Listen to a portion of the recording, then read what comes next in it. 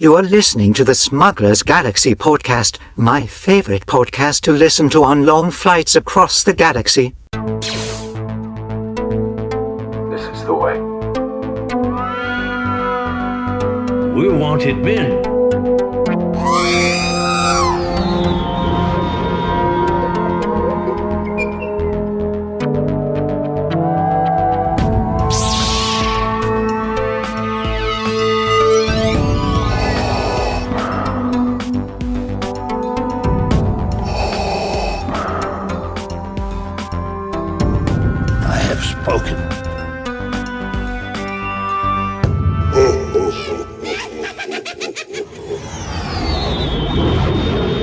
Welcome to episode 114 of the Smuggler's Galaxy podcast, your favorite Star Wars podcast, or at least for 200 and some odd of you that show up in our report that we get every few days. But anyway,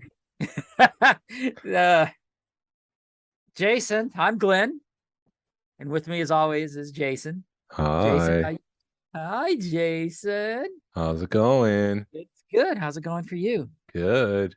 Any fun stuff happen this week? Got a car. You got a car? Yeah, Ford Edge. Nice. Yeah. Excited about that. Did you trade in a car? No, my daughter got into an accident and we decided that the best thing to do might be to get me a car and hand one down to her instead of her getting something. So nice. Congratulations. Yeah. Thanks. I'm excited. What year is it? It's a 2015. It's like a pearly white. Has a sunroof, but something weird's happening with the weatherproofing on the sunroof. So I have to take a look at that. But it runs well. It's going to get me from point A to point B, and I'm happy. So there you go. Yeah. Woohoo! Congratulations. Let's go. Yeah, I was going to ask you about your daughter, but I know you were dealing with some stuff and you couldn't really talk a whole lot about it. But yeah, she's doing all right. She's doing all right. Cool. Senior year. It's going to be weird next year when she's not around. Yeah. She goes off to college. Yeah, I could tell my stepdaughter's back in normal high school because I keep getting pamphlets from people from colleges and stuff. And it's really weird because she got like a really big packet from University of Alabama that seems to be like it'd be more. I couldn't see them sending this to everybody because it's a quarter of an inch thick. Yeah. But you know, it normally they're sending like flyers, flyer like a 1-page thing, hard cardboard, but this is like in a really nice padded envelope, and I'm like, what are you doing with University of Alabama? But I guess we'll see. But then she'll take it and throw it all away. She goes, you know how many of these I get? Yeah, but it's still cool because I didn't get them. Yeah, she was saving all her pamphlets and they were stacking up on the table, and I just, in a fit of rage, just threw them all out. I'm like, that's it. They're going in the garbage. You Hulkman, Hulk Dad. Hulk Dad. Foot coming down, if you've seen Inside Out. He's pushing the button. The foot is coming down. It's been a minute, dude. Yeah. But yeah. Yeah, awesome. Did you get anything fun other than the car? Busy with getting things and then making things. It's been a crazy time. Super secret Georgia Alliance project is nearing completion. I'll be excited to get that off my plate. I'm sorry I can't talk about that yet, but you'll hear about it soon. Dear listener, and making like a thing that people can sign at the winter socials. So I'm making that. I'm making I'm finishing the cantina finally. The 3D printer is finally tuned to a point where I can just crank things out, and so I'm nearing completion of that. But then you asked about what I acquired, and Barry from Mississippi, right outside of Memphis, went to Kane County. And he saw the Salacious Crumb, was it a brooch or like a necklace thing? They made jewelry during Return of the Jedi. Gotcha. So this is like a gold Salacious Crumb, and he talked the guy down $10, and I bought it from him, and so now I have a brooch of Salacious Crumb in gold. Dude, that's awesome. At least you have something that's sort of oddball that Yeah. not a lot of people collect. Yeah. And, so when you find it, you get it. I did get a Black Series Greedo for the Cantina, so now I actually have an official Greedo-looking Greedo, not the Kenner one, in the Cantina, facing off with Han Solo, so that's cool. I also got that Celebration exclusive, that Jon Favreau Black Series figure. Oh, nice. That arrived, and then I had a bunch of vintage collection figures arrive. We had talked about that last week, so I have to send that 332nd Clone Trooper to Sam. I'll get that out eventually this week when I find time between breaths. And then so there's a bunch of vintage collection figures that I got. I'm not going to go through them all. And then the other thing I got was the Micro Galaxy Squadron, the LAAT, the I don't even remember what its abbreviation is anymore. The Moff Gideon. No, not that one. Oh, I did get that one too. Yeah. Oh, really? Which? You know, in Attack of the Clones, the vehicle that they're flying in, and then they like, jump off, and then they go fight. Yeah, the jump ship or whatever. Yeah, I got that. Nice. That arrived from Target, but then I was also at Walmart. I think I was at a different Walmart than you, and I found two of the chases. I found two of the Moff Gideon ships, and I bought one to open, which is pretty cool. Yeah, it's a cool. I actually picked one up too. Did you at a different Walmart? Yeah. Huh? Did you open it? Yes, I did open it. It's upstairs. I've got, like I said, I've got so much crap going in life right now that I open stuff and either you don't open it and set it to the side and forget about it. Because I'm packing up and it is not fun. It's sad when you look at your case and it's empty. Yeah, that's heartbreaking. Boom, boom, boom. It seems like it's like not filled with life all of a sudden.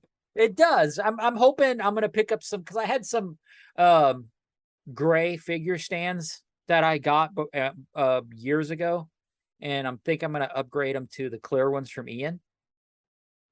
So that should definitely bring my thing up a couple of notches. I'm hoping. I just need to contact him and see how much it's gonna hurt. So, yeah. Cool. I finally heard from AFA though. Yeah. About my Boba Fett. How's that going? It's going good. I should have it this weekend. Graded in 85. That's awesome. Yeah. So it's Taiwan, whatever I think it's a black belt, but it may be the brown belt. Whichever one's the variant, and with the correct blaster and everything. So graded in 85. So you can message Glenn on Facebook and tell him all about what he got, or you can message us at smugglersgalaxy@gmail.com. Flood his inbox and let him know what he got. You can add him. Yeah, I'll know what I have when I see it, but it's been sitting there 6 months, so it's I forgot. Yeah. Sorry, I bought it because it was awesome, and then you see it because I saw it at Second Chance. Like, I don't remember 6 months ago. And this I is was like, the spring. This sweet. Yeah. Yeah, it was springtime. And I was like, wow, this Fett's sweet. And so we made it, we started making deals on it, started talking numbers, and then you find out, well, it's a Taiwan Fett. And you're like, crap. Oh, it's whatever the variant is. It's a brown belt, black belt, whichever. And then they're like, oh, and we have the blaster. So I just went ching, ching, ching, ching, ching. And I was like, I got to quit going in your back room because I always spend money when I go back there. Yeah. It's cool going to the back room, even though like you go in the back room and it's like, this is just the stuff that hasn't been processed yet. It's not like they hold the best stuff out there, because the best stuff's out on the floor because they want to sell it. Right. It is. It's stuff that hasn't been processed, but they know what's back there, and they're all looking at me going, as soon as I brought it up to Chance, he's like, I knew you were going to find this. It's like, thanks. Nice. Very cool. Yeah. So I'll get it special delivery this weekend sometime, I'm hoping. Let's hope. Yeah. But yeah, the Moff Gideon ship, and that was it. That's all I got. I'm still waiting to hear back from CAS about my submission at Cincinnati, but I don't know how long it takes for them to even process that stuff before normally you at least get hey, we have your stuff. Yeah. Email, and I haven't gotten that yet, but we'll see. What are you getting graded again? Sealed Wampa. Oh, that's right. Yes, thank you. Yes. That it's probably only going to grade like a 70 or 75. It's not, I don't expect it to grade high because it's not in the best condition, but it's sealed. So I definitely, that's the whole reason why I graded it, because it's going to cost me probably 40, $50 for a case, and I can get it graded for 80. So double my money and I can get it graded and stay sealed and looking good. So that's why I did it. Plus it's hard. It's like when I had my dumpster, it's hard when you're like, should I get it graded or not? And CAS is sitting right there. So it's like, it's easy to just say, grade this, because you have that moment. Yeah. And I don't mean to put CAS in a dumpster, but you know, you're cleaning out your garage and you have this big dumpster sitting in your driveway and it's throw it away. I got a dumpster sitting out there on. You kind of broke up there. You have a dumpster sitting out there? Yeah, I have a dumpster sitting out there, so it's gone. Yes. Okay. Yeah. You know what I mean? So yeah, it kind of forces your hand a little bit. Yep. But yeah. So this is going to be kind of, we got a special guest coming up here in a minute, but so it's kind of a weird compressed episode. But what'd you think of Andor? Did you want to talk Andor, or do you want to talk well, actually, before we get into Andor, did you see that freaking lot that some dude found in warehouse? Yeah, that's pretty incredible. That's the dream, is that you can go into like some old Kmart and they just find a box and then they just throw it on the shelf. But yeah, that's a pretty cool lot. That was incredible. And I was showing it to some, basically it was what, 200 or 300 sealed figures. But anyway, it was about 200 to 300, either 200 or 300 men on cards, unpunched, that somebody had a couple of cases sitting somewhere. And it just, I mean, he has 8 21 back Boba Fett's. So you're figuring those are worth somewhere 8 to 10K a piece. Yeah. You know, so he's got $80,000 in 8 Boba Fett sitting right there. And they look pretty on a conservative side. Yeah, and they looked pretty good. I mean, you can't really tell from the photos, but they looked like flat cards. So anyway, yeah, they all looked good. And I didn't know if they were 12, if the original figures were 12 back or 21 back, but still, even at that, you know, okay, so you're at, for a 21 back, you're what, $1,000 maybe? Yeah, it's still pretty special, no matter which way you slice it, to get all those figures to just kind of just appear, and they look minty, case fresh. Yeah, I told my wife, I'm like, that's a second mortgage. She's like, why? I said, because I don't know what they paid for it, but it's probably, you know, they're gonna make money, I'm sure that, you know. But yeah, and I was showing guys I work with this lot, you know, you're just like, holy crap, look at this. Yeah. And they're like, you'd love to find that. I'm like, I can't afford that. I couldn't afford to do that, to buy that lot. Yeah. Well, they're auctioning them off, and there's, you know, talk like that's not the best thing to do, is to flood the market with all these things all at once. But I also thought that they're selling the figures as lots, so you get the Boba Fett lot and the Jawa lot, if I understood that correctly. Oh my God. I could have misinterpreted that. Okay. It looks like there's, because my wife looked at it real quick and she thinks that it looks like there's 8 of each figure. Like, oh, the most number they have is 8. So like, it seems to be like the number 8 is really big with those guys. So maybe they were buying lots of 8 or something. Maybe. But geez, it's still pretty fantastic. Stuff's still out there. You just got to get lucky. So that was, wow. Just to see, even just to see pictures of that much stuff is found in a barn somewhere was pretty damn incredible. Yeah, I hope they were wearing their brown pants when they found that one. I hope so too. And you kind of wonder, you know, did they say, hey, we got some Star Wars stuff in the back, or did they just kind of move something and went, oh crap? Yeah, I would love to know the story behind that thing. That's pretty awesome. Because yeah, we had a family come trick or treat, and they heard our dogs' names, and they're like, oh, is that Star Wars? Is that from Star Wars? And we're like, yeah. And they're like, oh, wow. So we had a talk, and they're like, oh yeah, we got some stuff that we may want to sell. And I'm like, sweet, what is it? And they're like, they're from Burger King. And I'm like, mother, thanks. Yeah, I'd love to look at them. It's your stuff. Or are they the toys from 2005? The toys from the 90s, from like Power of the Force 2. Yeah. They're still sealed. I'm like, Thanks. Awesome. Dang. Well, at least they're thinking about you, and Yeah. But anywho, they're making the attempt to relate. yes, they are, and they were cool. They lived right down the street. Apparently, they've got some stuff, so we'll see. See if anything ever comes from it, but I doubt it. So, what you thinking? Is there anything else? Yeah, you Or want to not? talk about Andor real quick? Just dude, it's getting better and better. It's like this is awesome. Yeah. It's a slow burn. It's getting really better. I like the relationship between Mon Mothma, and Val. That was a nice twist. Yeah, that and the cinematography is getting really good on that stuff, and there was that big twist at the end where you figure out the Empire don't give a crap and they're not going to live up to their word. Yeah, so I had some issues with that because what was the Empire thinking? That this guy would just go from 6 to 2 and just go to work? I don't know. So, do you think?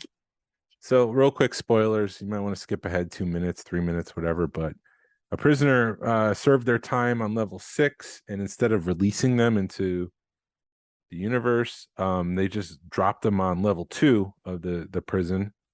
And then there was some sort of riot or an attempted escape on level 2, and everyone got killed on level 2 as a result of it. But my question is, what was the Empire thinking would happen? Yeah, like that dude wouldn't talk. Yeah, like, oh, I'm just gonna go back to work.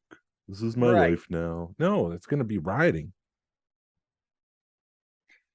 Yeah, and it was interesting the whole signing thing, how whatever Andy Serkis's character was like, it takes a week for stuff to get it back to us. How do you think we there's no way we hear about it in a day, Yeah. So and it's funny how Andy Serkis, his character, like turned like that. All of a sudden he's like, no, dude, I want to keep my head down. Just shut up. Let's keep nose to the grindstone. And then all of a sudden, when they figured it all out, he's like, yeah, there's 12 guards on each shift. Yeah, you kind of had trust in the Empire that they were going to do the right thing when his time was up, because I think they've done that before. It's just they suddenly changed and his trust is dropped. I also thought maybe the Empire came down with this edict that no prisoners are going to get out, and no prisoners are going to be released anymore, and it was up to that jail to figure things out. And they're like, well, I don't know what to do. Just throw them on 2 for now. We'll figure it out later. Like that was that's the only thing I could think of. But it would have been nice if they explained it, I guess. Yeah, but I think you're also kind of hearing from Andor's, from their perspective, to where they don't even know what's going on. And so you just got to kind of go for it,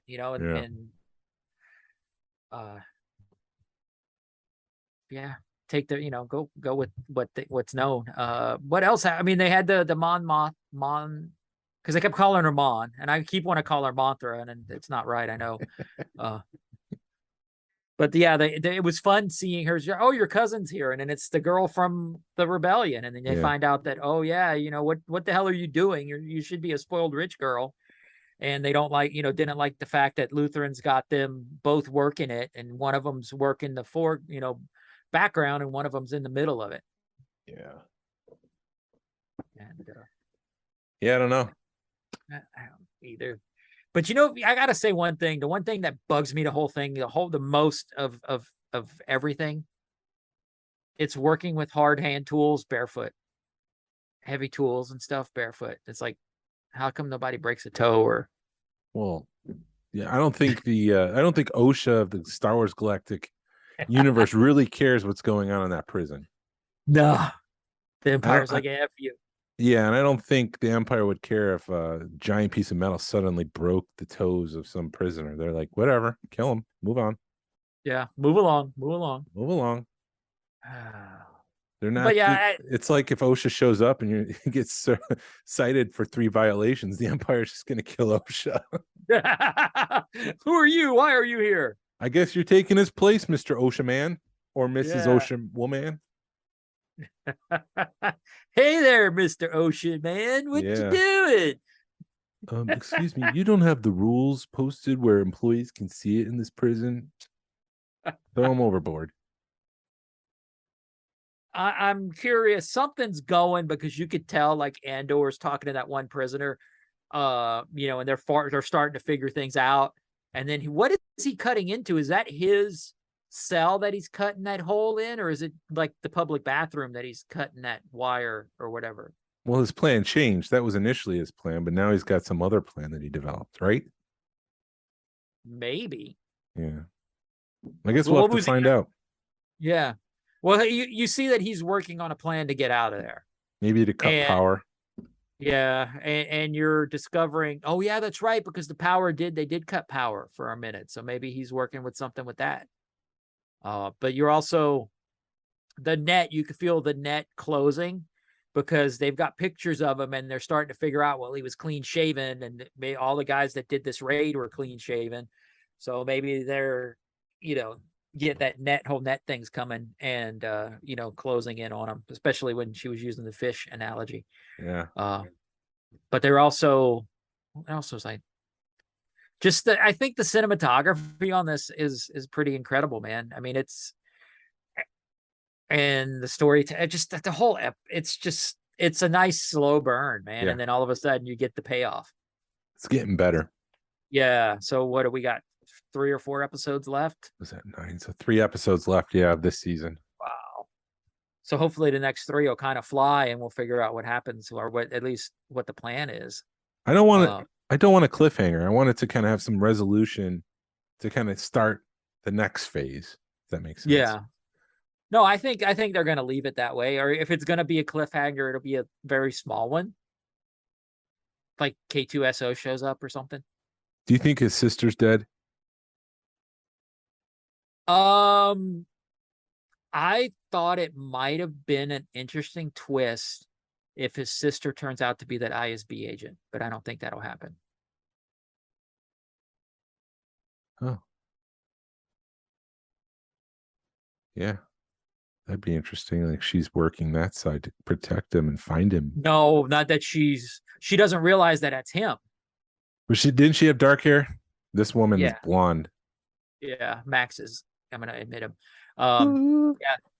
Excited. Drums. Oh, dog's yelling. So she could have colored her hair. I don't know. Tried to disguise herself. Yeah. Hi, Max. What's up, guys? How's it going? How you doing? It's going good. It's going good. Oh my God, Glenn, I love your freaking room. That's awesome. Thanks, man. I like that. I like that Boba Fett starship hanging out over there. Thank you. I pulled some of You're on Tatooine. the ships down there to see, but you can't. They're kind of far away. Got it. There. Oh I got my. I have nothing besides a Lego ATST right here. My samples for Wave 2 got sent to freaking Florida by accident. So Yeah, I was down in Florida just a couple weeks ago for my brother's 40th, and I Googled toy stores nearby. Oh my God, did you we're in Florida? Tamarack, which is right near Sunrise. So, oh man, well that's right where Jazwares Yeah, and Jazwares came up, and I'm like, what would happen if I just walked in at Jazwares? You would be shocked. Yeah. Well, actually, no, they have a new office building that they just set up. So yeah.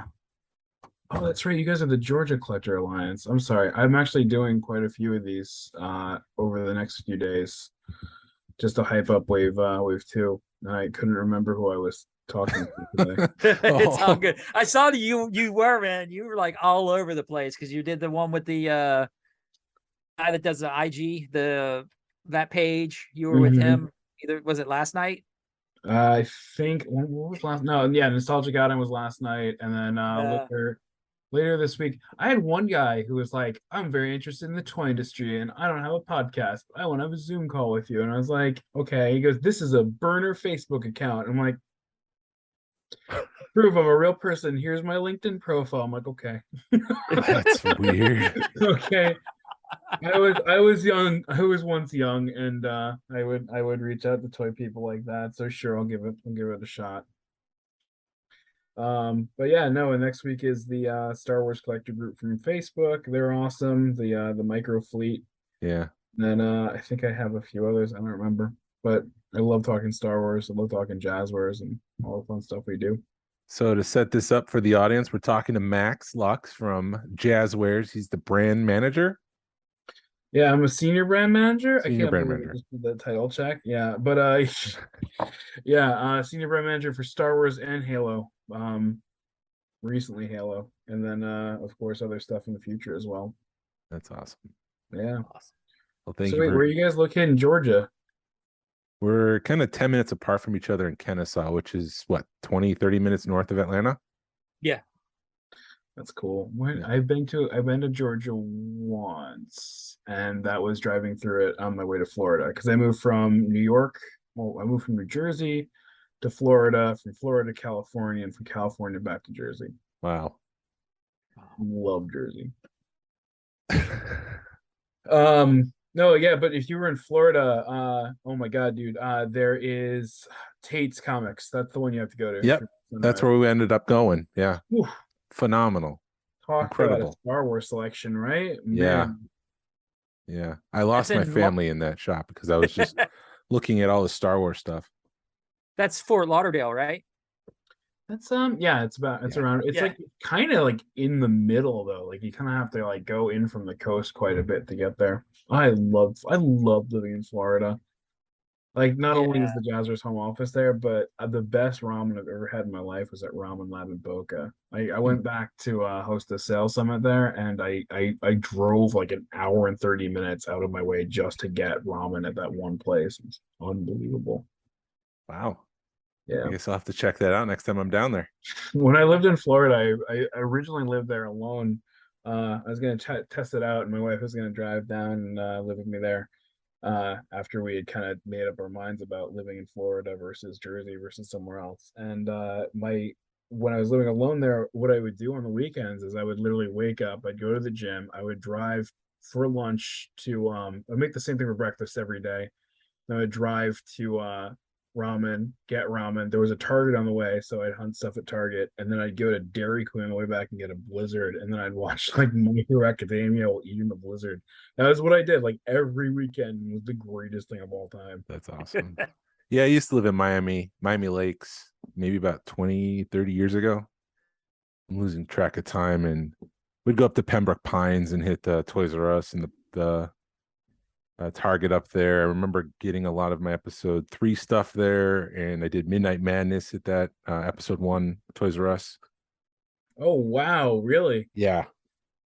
I didn't go to the original Midnight Madness for episode 1, but I remember seeing it covered from FAO Shorts in Fifth Avenue, and then I did Midnight Madness for Revenge of the Sith and the Clone Wars and Force Awakens, and those are great. Yeah. I remember my friend yelling because it was just crazy. Like there was just rows and rows of Star Wars stuff, and everyone's just like, "Do you have Mace Windu? I'll take this, I'll take that." And he's just like, "I just want G.I. Joe," and everyone started laughing. I would have just what year is that? That's 99, right? 99, yeah.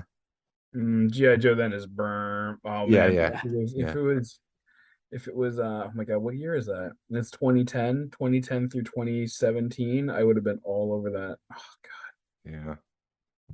Can we just take a moment? And I'm sure that you guys have a bunch of things to actually talk about, but Yeah, can we yeah. talk about the golden age of collecting that we all lived through, which was I would argue 2010 through 2016 is the golden age of collecting, and I don't think we'll ever see anything like that ever again. Are you talking about just the sheer number of figures produced?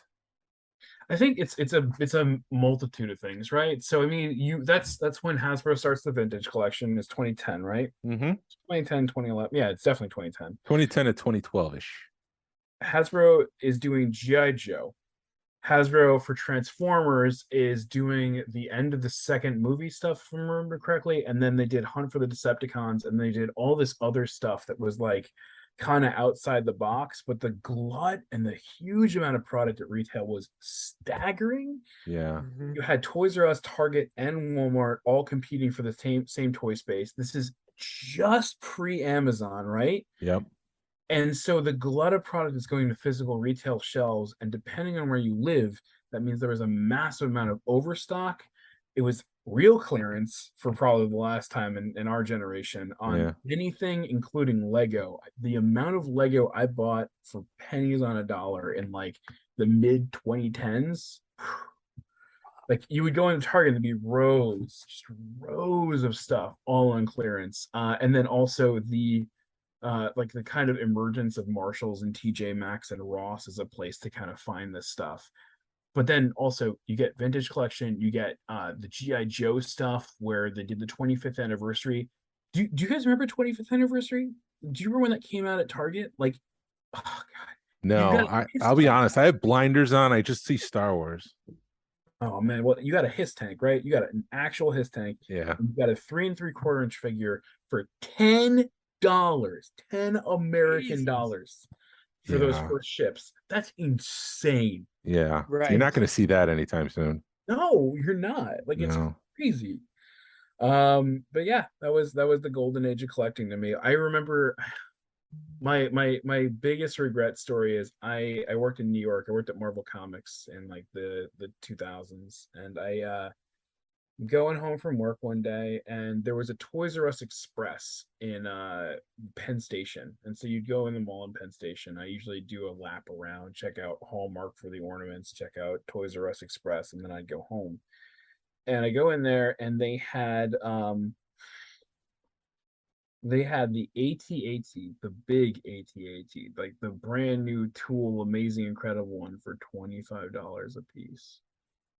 I said to myself, they had 2 left. I said to myself, if I bring this home, my girlfriend will lose her mind. And so I passed up on it. But there was a reward for me because again, you guys mostly Star Wars, but I again, G.I. Joe, massive G.I. Joe fan. There was a lost wave of vehicles where you had the Stinger 4x4 with a Cobra Trooper, you had an Arctic Hiss tank, and then you had this other set. And for whatever reason, only Toys R Us Express got that wave, and they clearance them out for $10 a piece. And so I was like, I'm never making that AT-AT mistake again. I'm gonna buy as many of them as I can. Of course, I made the mistake 2 years later at Target when, do you guys remember the Jedi Assault shuttle that they did for Clone Wars? Yeah. It turns into a playset. Yep. $10 at Target. $10, and they had 20 of them. And I didn't buy them. And this is why Hasbro's not making vehicles anymore, because we're just going to wait till clearance and then we'll buy them. Well, I think it's that. It's also a massive amount of tooling expenditure that they would need to do, and the fact that it would need to be an A-tier vehicle. And they've also set the bar so incredibly high when it comes to the detail and quality that they want to do for that vintage line, and that's what collectors are expecting at this point. And they realize that they can charge a premium for that, and so they're just going after it. I mean, I have the ITT they did, I have the hover tank they did, and I have the skiff on my desk at work that they did, which are manned by GI Joes right now. But those things are beautiful. Yeah. I mean, that's what we're trying to, like, that's the level of deco and detail we're trying to get with the line. But like, it's how many layers of paint are in that skiff? Like, I understand like why they charge. It's insane. So like, you have, again, I think I did this the other one last night when I talked about Transformers 20 minutes, but like, you take the skiff, right, and you look at it and you're like, this is a $50 item, and you're like, kind of like, question mark, and then you look at that, you realize that the body has been completely painted. You open up the panels on the inside and realize that they've not only painted, they've dry brushed weathering onto the circuitry details on the inside. And I'm like, you could have made this $20. Nope. They had to match the barge with that one, particularly. The Oh, that's quality. true. Yeah. Massive Kitana sail barge that I know someone's gonna ask me to do one day, and I'll be like, yeah, sure. Yeah, it might be one of the questions we have on deck, but we'll get to that if at some point. Oh my God. I'm sorry it's so dark in here. It's a great townhouse we live in, but for whatever reason they have no embedded lights, and so this is my desk lamp and like a side table lamp. Yeah, I'm in the same boat. This is my desk lamp. I kind of have it to the side so I'm not like completely washed out, Yeah, but true. Well, I thought it was the twin sons of Tatooine sitting in the distance. could be. So tell us a little bit about how you became a toy designer, how you came onto the Star Wars Micro Galaxy line. Well, I'm not a toy designer by trade. I'm actually I'm a senior brand manager, and I'll kind Yep. of explain what that is because I didn't know at the outset either. So I mean, do you want it's a long story. So essentially, although I hope it's interesting. I grew up and I loved Transformers. Transformers were my jam. Like ever since I could speak or hold things in my hands, I've been holding a Transformer. I have no idea why my parents bought them for me, considering that they're nowhere near the age grade that I could have I would have had at that point, but I had everything. I had Double Dealer, I had Power Master Optimus Prime, I had all this stuff. And as I got older, I noticed that my friends were all very much into sports and very much into like trading cards and stuff like that. I did not care about any of that stuff at all. If the only trading cards I collected were the Jurassic Park trading cards. Yeah. And so like I love Lego, I love Transformers, I love toys in general, like all the crazy stuff that was being released in the 80s and 90s. And as I got older, I kept on with it. Like you have most kids who age out of stuff, and I just didn't. I always thought they were really cool. I still think they're amazing. Like my desk, my entire this is my bedroom, but like I mean, I have a display case full of all the Transformers. I have bookshelves full of stuff. Um, and yeah, so as I got older, I'm like, like, all right, this is my main focus. And what my dad would do, my dad was a doctor, and he would take us every weekend, my sister and I, and we would go to this place called Winston's in Morristown. So he would take us for rounds. We'd sit and watch cartoons. Then we go to Winston's in Morristown. And what was special at Winston's in Morristown? They had dead stock from the 80s in 1993, 1994, 1995. And for those listeners who don't know what dead stock is, before like all the independent toy shops had been completely destroyed by Toys R Us and Target and Walmart, there was overstock, and there were containers, and there was stuff that would sit in the back of these mom and pop stores and just not get sold. And Hasbro would have overstock too of stuff from like the 80s and 90s. And so this dead stock would filter out into stores, and you would be able to buy it for retail price. So I bought in 1994 a 1986 Ultra Magnus sealed in pack, which is incredibly rare nowadays. Yeah. You got the Deluxe Insecticons. Like I would buy Transformers every week until 1995 when they didn't have any Transformers anymore. And I was like, well, what am I gonna buy? They have GoBots exosuits. I don't care about GoBots exosuits, but they did have something else. They had something brand new they just gotten in, and it was the Power of the Force 2 TIE Fighter, Darth Vader, and Chewbacca. And I was like, I don't know what these are, but these look really cool. And so I got them and I played with them like nothing else. And by the way, if you're wondering, they were the red lightsaber card. Darth Vader was the point, I think it's the .00 issue where he had the super long lightsaber. Yeah. He had that.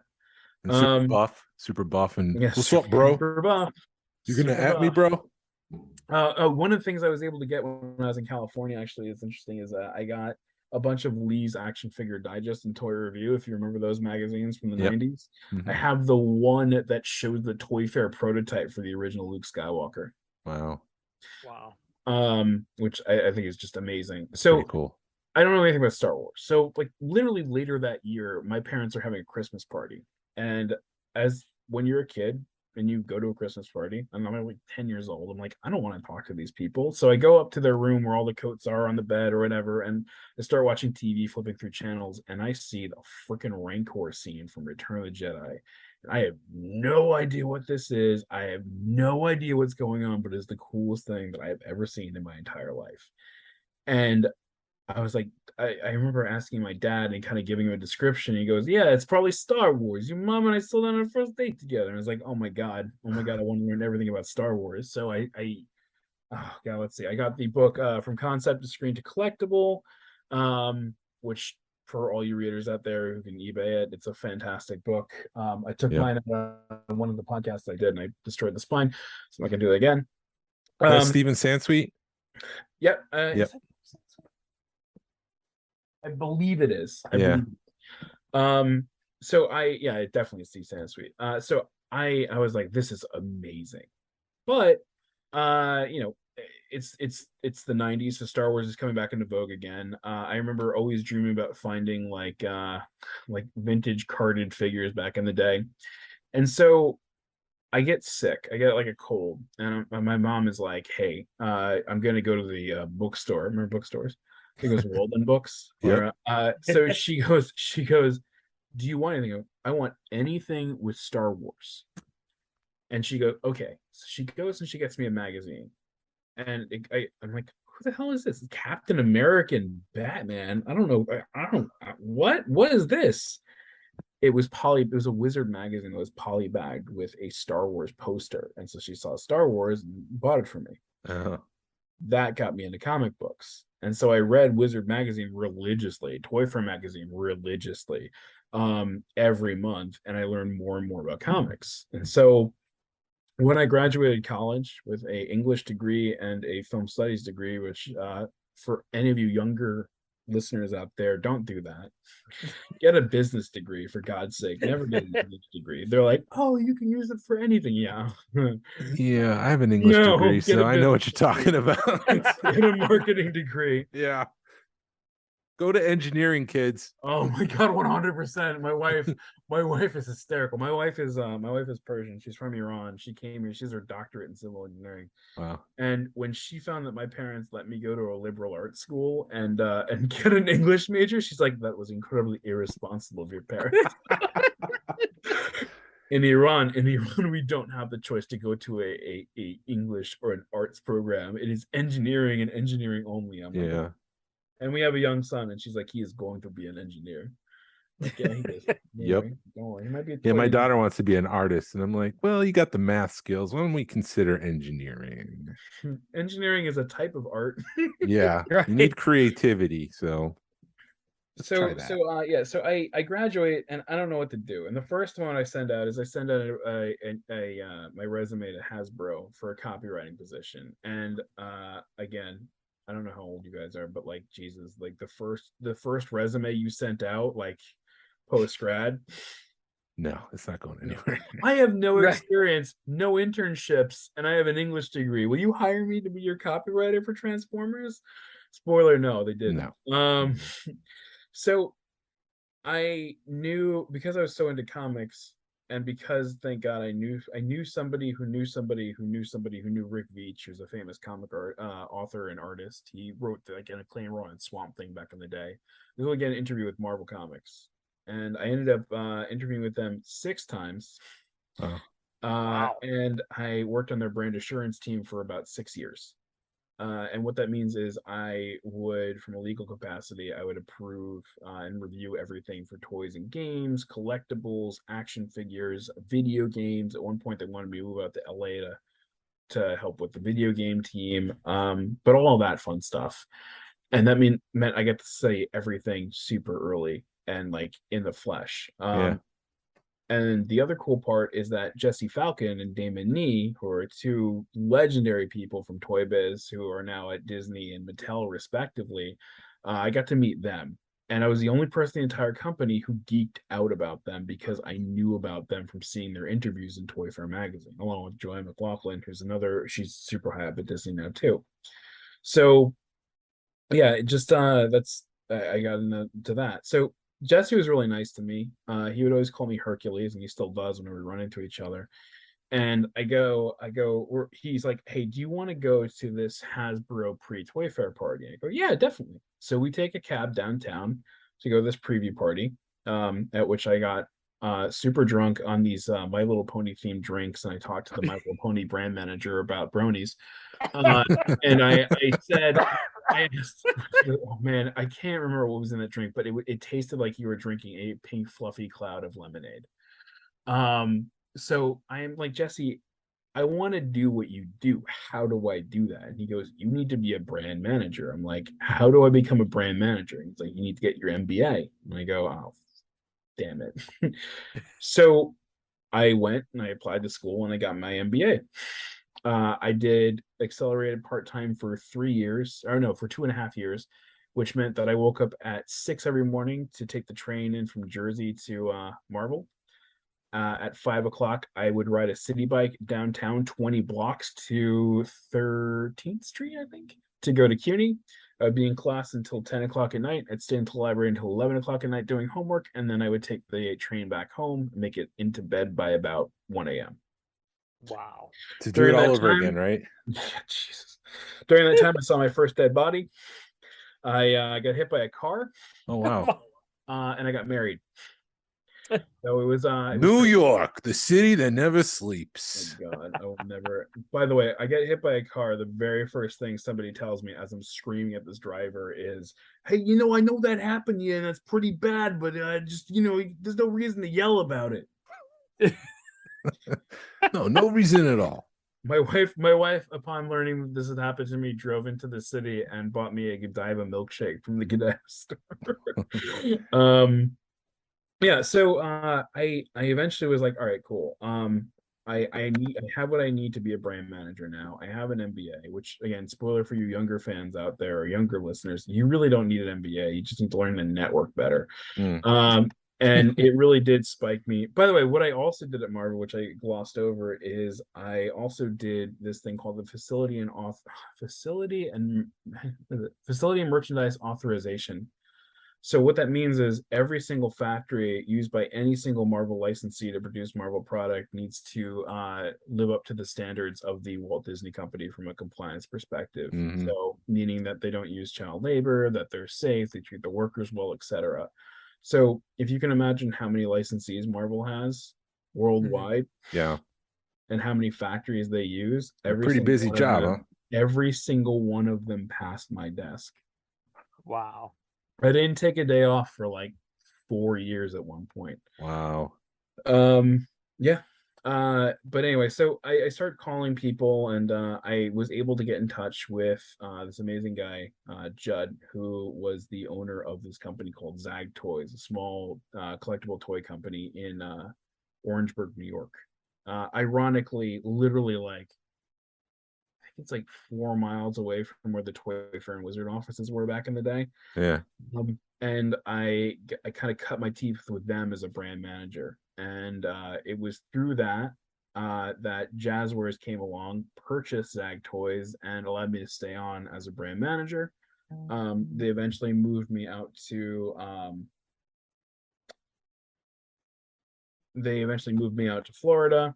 And then after they acquired Wicked Cool Toys from LA, I really hit it off with the collectible and action figure team there. I mean, they're responsible for such legendary lines like AEW, the new Halo line, all of that. And they invited me to come out there. I also worked on Squishmallows, if you know what that is. Yep. Yeah, My so daughter has one. I worked on that for 6 months. Okay. Which was very interesting. Like plush is completely outside my wheelhouse, but to work on something that is literally like bigger than Beanie Babies, Yeah. it was a trip and a half. It's huge. Very, very interesting stuff, and like the what they're doing with the types of animals and creatures and designs is unlike anything I've seen before. Yeah. But yeah, so when I was in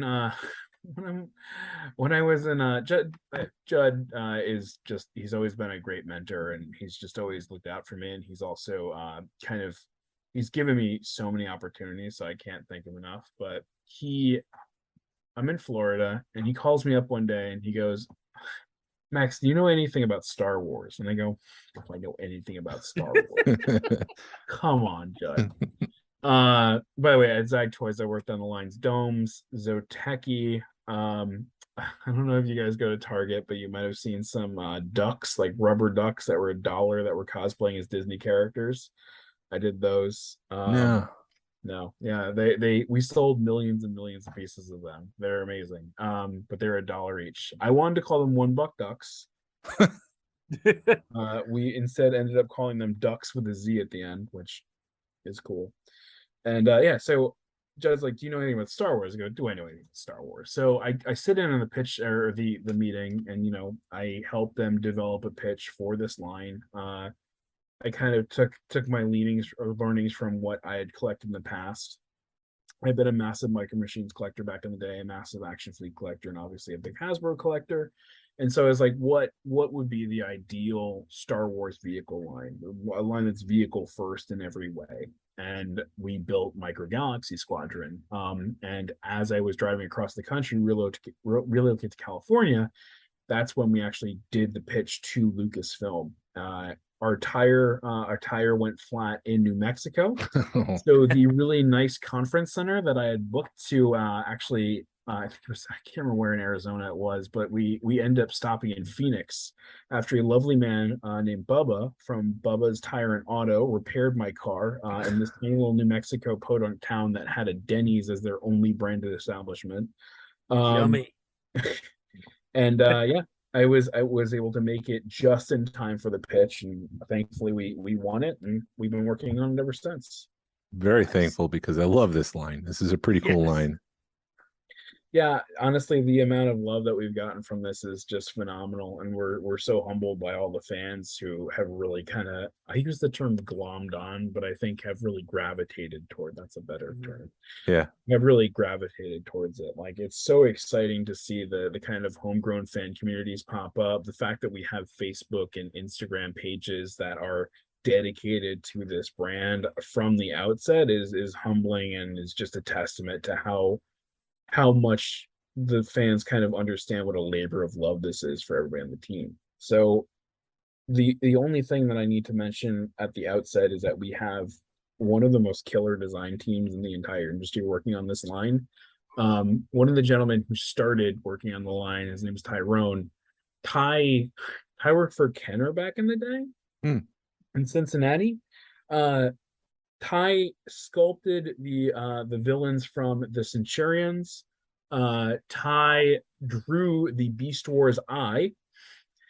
And he also, what was the other crazy thing? He also pitched. Do you remember the Jurassic Park: The Lost World?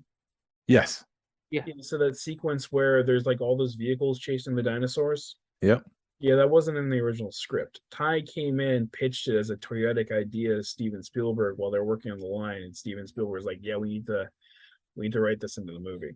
That's awesome. I that's not the first time I've heard something like that from the Jurassic Park era of stuff, because we've got some Kenner guys like Tim Effler lives down here, and he told the story several times about how he's pitching the line to Steven, and they're like, "I like that logo. Who owns it?" He goes, "I designed it to show you the line." And Steven's like, "I want the logo," and he bought the logo from Tim or whoever, because it was the toy, the Jurassic Park logo came from the toy line.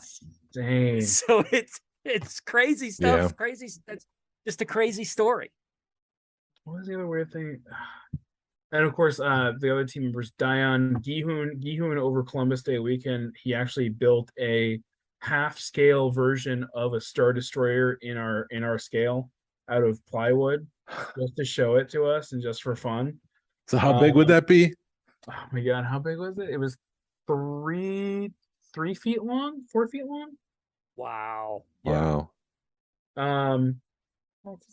So yeah, we've got them. We've got some new recruits as well who are really great. We've got Adam, who's our project manager, who makes sure everything stays on time. Will, who's designed our packaging and has just done an incredible job with that. And his Olivia works with him. And then yeah, my boss Greg, who's helped kind of guide the entire thing too from a business perspective. Yeah, there's just so many great people working on this brand. Yeah, and they're firing on all cylinders because it's pretty cool. Awesome. So wait, can I ask you guys your collector stories? I'm sure you already shared them on the podcast, but how'd you get into Star Wars? Glenn, do you want to go first? Yeah, I mean, I can. Basically, it's always been there. You know, you earliest memory is Empire. Actually seeing Return of the Jedi in a theater, and That's just cool. you know, kind of always having it. You know, and then I got into Power of the Force too, bought all that crap, and then sold it several years later. Somebody offered me 150 a lot, and I said, "See," you know, took the money and ran. And then about 10 years ago, I went through a bad divorce and found Star Wars again. And sorry to hear, but congratulations on coming back into the fold. yeah, I found a wife that, or you know, she supported it, and she's a collector, so you know, I'm pretty fortunate. It started off where I was just going to collect what I had as a kid, and I've got a whole house full now 10 years later. What's the rarest thing you got in your collection? You rarest Star Wars or rarest anything? Both. Rarest anything I have is I have a almost complete. All I'm lacking is the Grim Reaper set of hard copies from Bill and Ted. Yeah. Wow. Yeah. That yeah. So that, and then Star Wars wise, I don't. What? I've got, yeah, if you're going to say Star Wars wise, I have a set of Wampa teeth from Empire. Would be my rarest, that's probably impressive. Star Wars. Yeah. Yeah, from production. Yeah. It wasn't from the film used, but it was production. Yeah, like the extra teeth that they have. Yep. How about you, Jason? I had a bunch of stuff when I was a kid, and then I remember my parents throwing all of the Star Wars stuff in a pile and all the He-Man stuff in the pile, like in the mid 80s, and said, well, He-Man's on TV, Star Wars is going nowhere. So then they donated all that stuff. And then in the 90s, when Micro Machines came out, we started collecting Micro Machines. But when Star Wars became part of that line, I was all in that. And so I started collecting those, started collecting all the Action Fleet stuff. And I thought that was pretty cool because now I'm putting figures inside of the vehicles. And Power of the Force came out, and I've been collecting ever since. And I have a whole room downstairs that's just filled with all Star Wars stuff.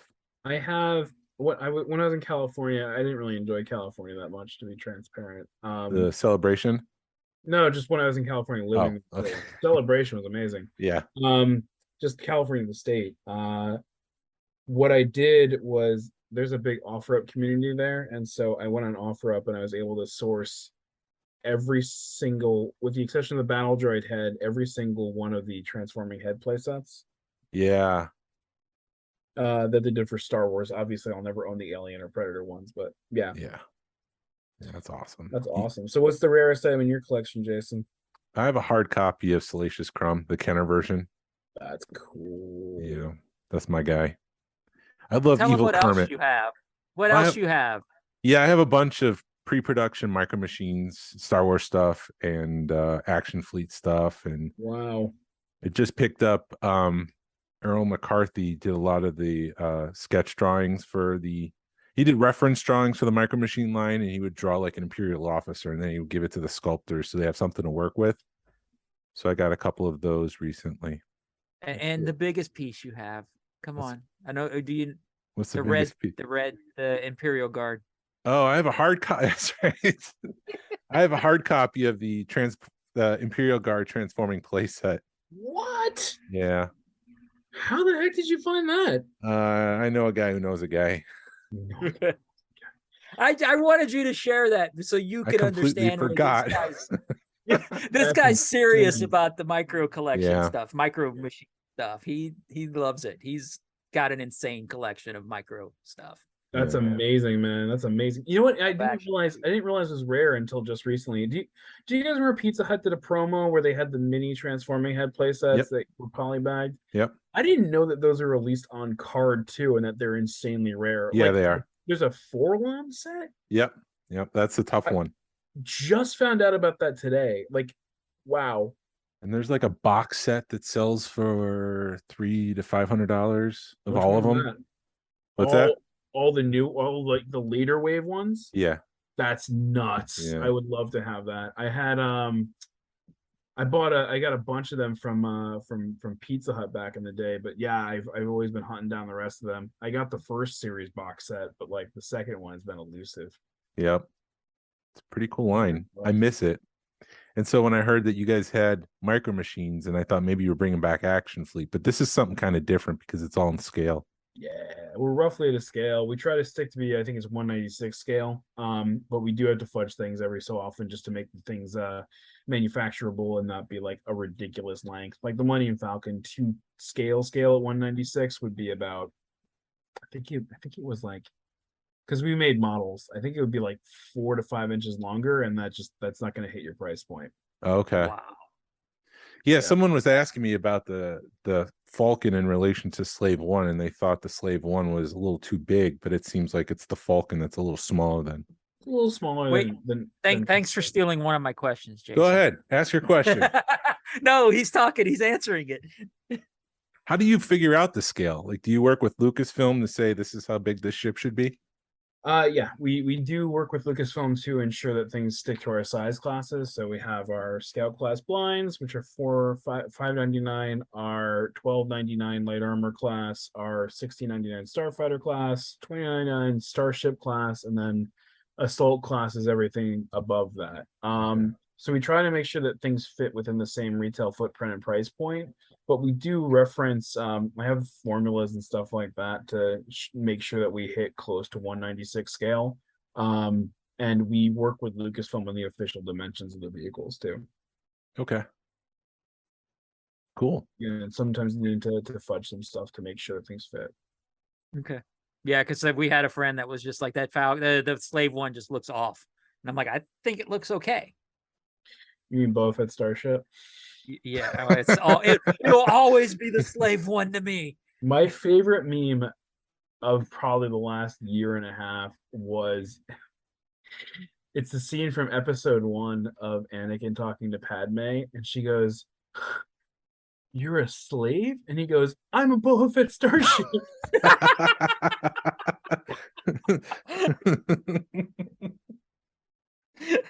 That's great. Yeah, I have a custom license plate, and I wanted to do Slave One, and my wife and the lady at the DMV was like, "You're not getting that in Georgia, man. No way. Not in the South. No." BBAFT ST SHP. I don't know if that would work, but yeah, I don't think you want fire spray either. It's kind of weird to have in a car. Well, since I stole your question, you have any other questions, Glenn? Well, the only other question I had is for the Falcon was when we were at Celebration, you had an Easter egg on it. I can't get it to do in the production. Is it still in the production? Yeah, definitely. If you hold down the button to enter hyperspace 4 times in a row, the 5th time it should break down. Okay. Okay. Oh, now he's Do I going have to to do like? it. All right, so you turned it on. Press. Right. So now it's on. Press So and hold down. hold it. Did it go to hyperspace?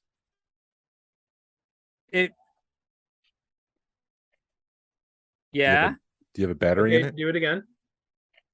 So release it. Yep, do it again. And hold it up to the microphone so I can hear it. Did it do it? Yeah. Yes! I was so mad. I was like, it's not doing it. So you hold it down 4 times, and on the 5th time, it's going to do it. It's either Okay. you hold it 3 times on the 4th time, or you hold it 4 times, it does the 5th time. Okay. Okay. And I kept trying it. I'm like, it's not working. So, yeah. And why, I guess going back to the Falcon again, why didn't you put Luke in it to begin with? Or is that just a... So, are you guys comic book fans? Yeah. A little bit. All right, are you familiar with the Marvel No Prize from the 60s? No. No. Yeah. So Marvel, Stan Lee did this thing. I think it was Stan Lee. Probably attributing to him falsely, but he did this thing where if you found a continuity error in a Marvel comic and you pointed out both the continuity error and then why it wasn't a continuity error, like offering an explanation as to why it's actually, flying, you would get a no prize, which is an empty envelope with no prize stamped on the front of it. Yeah, no. So what I've been doing is I've been offering no prizes for people who actually try to justify why it comes with Leia instead of Luke, or why it comes with Obi-Wan instead of Luke. And the best answer I've gotten so far is because Leia is not really associated with any vehicles that are, within the relative price point that we wanted to hit. So we wanted to make sure that she was included with the Falcon. And then we, of course, corrected that in the Death Star Escape box set, which has Luke Skywalker. And don't worry, there's going to be another Tatooine Luke later down the line. Yeah. Yeah, I've heard that rumor too. I would imagine if there was some sort of speeder going across the sand, I would include Luke with that. And maybe no, we would include a Tusken Raider and R2D2. Okay. But R2's in the thing.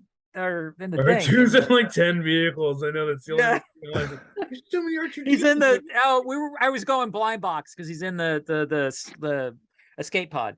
I love that is probably the coolest blind box that we've done to date. I really dig that blind box. Yeah. And everybody's like, why isn't C3PO included? Don't worry. There's other escape pods. There's other reasons for C3PO to exist in the line. Don't worry. Yep. You'll get your C3PO. Hopefully one day you'll get your Droids Rebellion C3PO with the freaking jetpack, the red eyes, and the rocket launcher. Okay, cool. You heard it I don't first. know. I don't know what vehicle we'd include him in, but I want to do it. Yeah, that'd be awesome. Was that Afro's droid? No. So Dark Horse did a series where I think it's C3PO. No, it's C3PX. Hasbro did a figure of him too, where he essentially there's a droid. I don't think I ever read it, but like there's an image of him online where it's like C3PO with Boba Fett's jetpack, red eyes, an X over the top of his head, and then like he's holding like a blaster rifle, and it's freaking badass. Is that like a What If comic? No, I got C3PO Droids Rebellion. I'll have to. Weird stuff that you just remember, right? Yeah. Oh my god. Dark Horse, it was Droids 3. The Droid Rebellion occurred when Protocol Droids C3PO led a droid revolt against Boonta the Hutt, which I can't believe was a thing. Come on. There's gotta be the image. There's the cover image of him with a rocket launcher. Maybe we'll try C3PX. Yeah, type in C3PX. That's so cool. Okay, so let me look C3PX. Yeah. C3. Okay, he's not. He's a protocol droid that's the same model as 3PO, programmed to be an assassin droid. Dang. Was he in Droids Rebellion? I guess he wasn't. I guess I was wrong. He worked with Darth Maul. Huh. That's crazy. I've By never the way- seen by that the guy way, before. Every time I hear Darth Maul, I think Darth, let's go to the mall. Everything's half off. Oh, it's so badass. How badass is that? He's got That's pretty a cool. freaking Yeah. rifle. Anyway. So It's awesome. we did have a couple people ask or send us some questions, so I wanted to go through a couple of those. I know there's you probably can't answer, like for example, the first one. Any plans to make Ahsoka Starfighter or the Blue X-Wing from season 7 from the Clone Wars? If you haven't announced it, you probably can't. 7. Is that the Jedi Interceptor version? Or it appears for one episode? It's the Blue Y-Wing from Rebels 2 as well, Glenn? Oh wait, no, I'm sorry. You're talking about Ahsoka's ship from Rebels, not Clone. No, Clone Wars. Yeah, Clone Wars Clone season Wars. 7. She had a Jedi Interceptor version of Jedi Starfighter. Yeah. And it was, I think it was the Battle of Cata Nemordia. So if you know, like, yeah, that should answer your question if I know what battle it's from. Okay. All right. Cool. Although I can't give a definitive date on that because I'm trying to remember where I put it. If I put it, did I put it? I don't know. No, it's I good. definitely thought about it. Yeah. Apparently. Ahsoka's OG Jedi Starfighter, the Delta 7B with the hyperdrive ring is in series 2. Yep. That's about to drop That soon, one. like any week now. Apparently it's dropped. Apparently somebody found Yoda's Jedi Starfighter, which plug is my second favorite vehicle from Wave 2. It's incredible. Yeah, why do you like that one so much? It's so compact, and yet it has everything that you would want from Yoda's Jedi Starfighter and more. It has a tiny, tiny Yoda. It comes with R2D2, so you can actually plug it into the droid socket. There's a droid socket release button, but there's also 3-prong landing gear and then opening wings and an opening cockpit. And it's just so Nice. compact and fun to swoosh around. It's great. That's pretty cool. It's got to be fun to design toys like that and try to figure out what play features. Like, how do you decide what play feature goes with which vehicle? So there's like brand managers work in different ways. What brand managers really do at the end of the day is they kind of provide guidance, and they kind of help shape the line and make sure that things move along and ship on time. So they work cross-functionally with marketing, with design, packaging, management, sales, to make sure that the stuff gets produced on time, under budget, and of a great standard of quality. Some brand managers will just be like, yeah, cool, we're gonna do a series of Star Wars vehicles, Wave 2, work with Lucasfilm design team to figure out the best vehicles to do.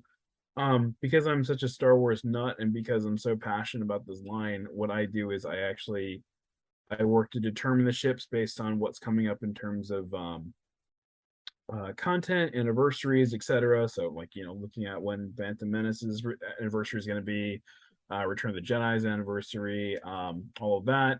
And then I work with Lucasfilm to ensure that those ships kind of match with what their franchise priorities are, and they provide us really the best guidance in terms of what the best ships are going to be from a retail perspective, and then from a fan resonance perspective.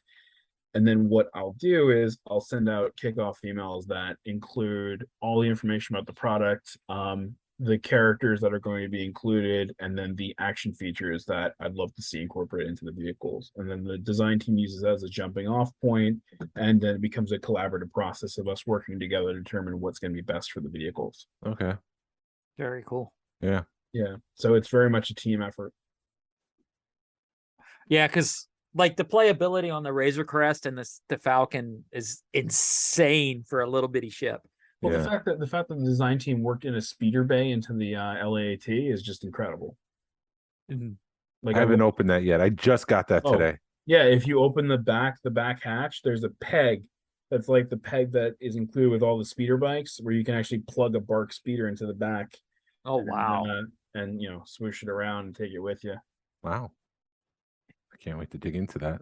Yeah. I love that. The funny thing is, I was so against initially having those figure clips in the middle of the lat, but at the end of the day, like, I actually handled a version where I had broken them off. It's not fun at all without those clips. Like, those clips really make it. They're great. Okay. All right. I'll have to dig into that after this. I don't want to hold you up too much because I know we've had you for a while and it's getting late. For like half an hour, dude. It's fine. Okay. All right. Just making sure. Just want to be respectful of your time. No, I mean, as soon as my wife texts me and says that I'm being a terrible father by not spending more time with my child, then I'll need to jump. But I'm good. Okay. All right. Now, I know you said, and this is quite obvious, that it's a vehicle first line, but is there any way to get like more stormtroopers for the ITT? Planning on any character packs? Well, so what we did is, like, we tried to make the assortments for the blinds as much of an army builder's dream as possible, in that we're encouraging you to buy multiples of those army builders so that you'll be able to get those characters and those vehicles that you can then incorporate into your larger overall army, right? Yeah. So obviously there's going to be a way to get more stormtroopers later on in those blind packs. Scout troopers, you already know. Clone troopers, you've already seen that with the BARC speeder. So it's about building up your army in terms of vehicles, and then having those characters alongside it so you can populate your other vehicles. Like, on my desk at work, I have my my lat. Well, it's a secret lat repaint that I'll actually use you guys too. So Nostalgic Adam's getting one reveal. You guys are getting one reveal at a later date. Okay. It's an exclusive. But yeah, it's there's a very special lat coming out. I can use my imagination and think what it might be, but I don't want to Oh rockety no, boats. no, the one you're thinking of is coming, but that's not coming until spring. This Ooh. I can't be any more specific, but it's a version of versions of the lat. Okay. But anyway, my lat is staffed with Grogu in one of the ball turrets, and then the Mandalorian in one of the ball turrets. So yeah, it's yeah. Pretty fun. But yeah, the thing is, like, there's no reason to like make a micro figure accessory pack, because it is vehicle first, and it's something where the vehicle is the star of the show, and really the micro figure accessories are kind of not set dressing, but they're there to pilot the vehicles. Yeah. And just to clarify, some of these exclusives, are they timed exclusive? No, So retailer exclusive usually. Well, sometimes we have windows where it will be retailer exclusive, but from a region locking perspective, they're only exclusives domestically. So like I think the Havoc Marauder was found in Walmart Canada, if I'm not mistaken. okay.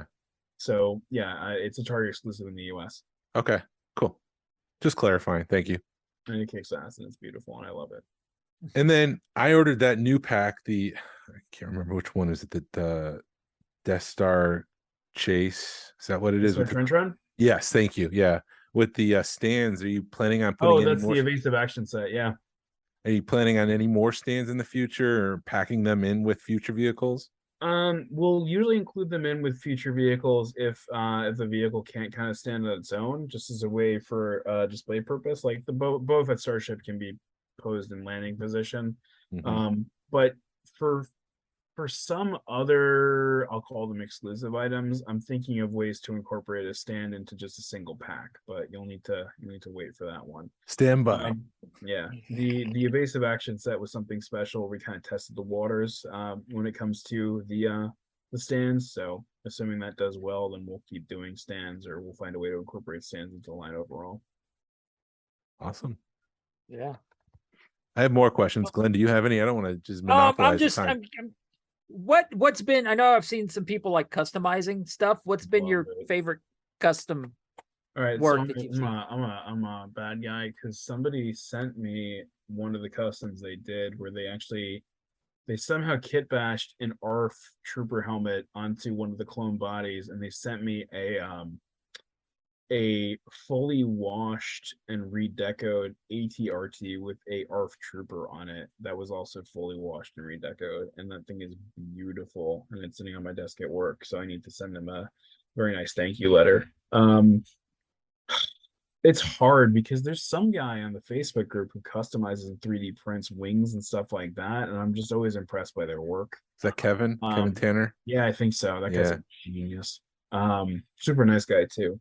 Yeah, I think that's it. Like just the people who put the wash into the figures to really, or the micro figure accessories to really bring out the level of detail that we're able to incorporate into those things is just really impressive. And the reason that we haven't washed the micro figure accessories themselves is that it's just very challenging because of how small they are. And you're just gonna get, if you're doing it at a factory level, you're gonna get a wash over spray, and it's just gonna look bleh. But you have people doing it on their own, they're taking a lot more time, they can easily do it by hand. One of the other things that I've seen some criticism on is like, well, there's not that much paint. The amount of paint that we were able to get on these micro figure accessories and the vehicles, given the size of everything from a manufacturing standpoint, is nothing short of revolutionary. And people are like, well, look at the old Micro Machines line. Yeah, I have looked at the old Micro Machines line, the ones that were sculpted at like 4 up, and then they were hand painted in China in the 1990s. That doesn't exist anymore. No. Like this Right. could be $150 if we did that. Oh, no. Yeah, I no, like the price point as it is. right. No, but seeing some of the blackwash that people are doing makes me want to go blackwash my figures, because when you do look at those figures, because I was looking at Moth Gideon, and it's an incredible sculpt on a little, a figure that big. There's no way you should be able to get that much detail on that small of a figure, but it's crazy. The Han was the best for me. Just like seeing the Harrison Ford face in there at that scale was just impressive. And what I did do is I actually took my Action Fleet guys and I measured them against it to like Obi-Wan, Han, Chewie, etc., just to see what they look like compared to the Action Fleet ones. And oh my gosh, they're just so cool. So speaking of sculpts real quick, do you Z-sculpt these vehicles and the figures? We actually we're lucky enough that Lucasfilm has a lot of 3D files for a lot of the ships. And so we're able to work off of those at least as a starting point because like look at the Y-wing. Like if you haven't looked at a Y-wing lately, like holy cow, the amount of detail, the amount of greebling, as the Lego community calls it, that you have in that Y-wing is unbelievable. Yeah. And resculpting that by hand would make our regular 12-month development timeline probably like 18 months. But yeah, we 3D sculpt everything, and yeah, the microfigure accessories are obviously the biggest challenge because there's no starting point from a 3D sculpt perspective. So what we need to do is we need to constantly provide reference to previous microfigure accessories we've done, to kind of show, okay, this is how the clothing should look. This is how the oh my god, the shoulder pad should be asymmetrical here, just like on this character, etc. It's very interesting. Mm-hmm. And how do you decide chases? Sorry, Glenn. No, man, you're good. Yeah. So I also know that chases have been not a sore point, but something that people have brought up. So when we're doing the line, obviously we do have a collector segment of the community that's buying the line. We also have a kid and casual consumer segment that's kind of the long tail of our overall business, and we need to ensure that we have A or B tier vehicles on shelf at all times in order to sell. Yeah, but I'm a fan. I want to do crazy stuff. Like I want to do stuff from Rebels that's never been done before. I want to do Sabine's TIE Fighter, and the way to do that is by having a limited production run on them. Because God forbid, we make Sabine's TIE Fighter or Hera's A-Wing a common tier vehicle, and it sits on shelf. Then that's not good for us, and it's also something where it's like, well, do Rebels characters really sell? Yeah, we all know they really sell. They're great, but it's something that becomes more of a challenge. So we want to ensure that sellout, and we want to ensure that sell through, which is where the rares and the chases come in. So it's a way to insert vehicles into the line that you can't normally get them into the line. Correct. Okay, so that's how you figure it out. Challenge from a kind of justification perspective, and not because they're bad vehicles, but because the understanding of them might be more limited, or the general knowledge of them might be more limited. Yeah. I'm trying to think of the weirdest chase that we've planned out so far. Well, I already know a couple people that are looking for that Sabine TIE Fighter. 2 on this call right now, but we know a couple more people that are looking for it. So I love it. It came out so beautifully. The deco is great. Sabine looks great. Well, Glenn has one of his dogs named Sabine, so yeah. Crazy. If I had any samples, I would send them your way, but I don't. Yeah, I would love you forever if you did that. Yeah, I have one sample that I've kept. It's from our spring 23 wave. Mm-hmm. And I love that thing to death.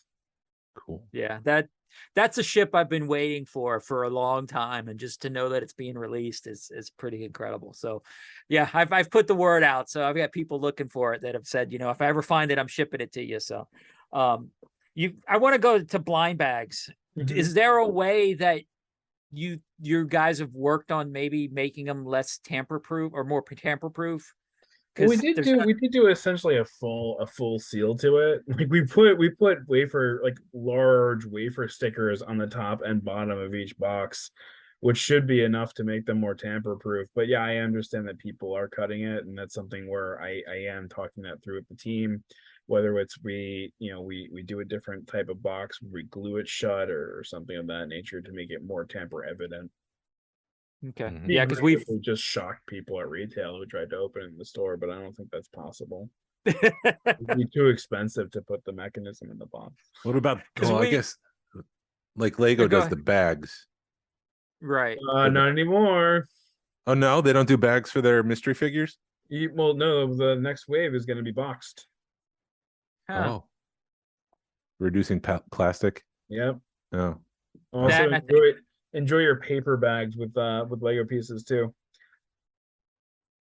Jeez. The plastic bags are being replaced by paper bag, which I actually think is great because apparently somebody was reviewing it and they said the paper has a plasticky feel to it, so it's much stronger than regular paper. It's not like tissue paper or anything like that, so you still get the pieces and it's fine. Yeah. I mean, for me, it's all over because they stopped using the bags with the tiny little holes in them that they had in the 80s and 90s. Yes. I remember those now. Yeah. They had a smell. There was a specific Lego smell. Yeah. Gone. No, not anymore.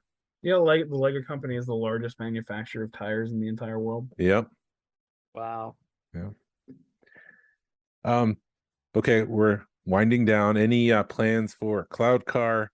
Winding down. It's 9:30. God. Well, Why? again, Yeah, we're trying to How respect long your is your time. podcast? I mean, It's 9:30. What am I going to be doing besides all right, go let's to bed? party. Let's party, man.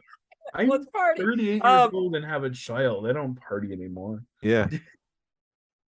Okay. Also, I just gave a spiel about how I freaking I loved toys until I was in my late 30s. So yeah, I didn't party very much to begin with. No, I'm in the same boat. I was buying Yeah. figures, not buying beer and going to parties at college. I know, didn't you? You looked at like $8 for a beer. I can buy a Star Wars figure for that, and that will last me much longer and be better for my health. Yeah, exactly. The beer will be gone that night, but I'll still have the action figure. All right, I'm gonna ask you guys questions now. What's your favorite bizarre Star Wars action feature that you've had in a figure or vehicle or whatnot? Bizarre action figure feature. I don't know. For me, it's all about the good decapitations and the limb removal. So like defeated Darth Maul with the magnet in his waist. Okay. Bespin Luke with removable hand. I have that one with the bloody Wampa stump. with removable arm. There you go. Yeah, the Wampa, the Black Series Wampa, that's kind of weird that you remove the arm and it's red underneath. Yeah.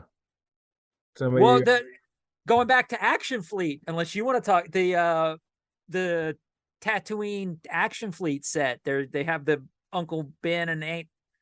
The skeletons, yes. Yeah, they got their skeletons. The only official release of the charred skeletons of Uncle Owen and Aunt Beru in the oh my god, it's the Death Star Mos Eisley playset from Micro Machines.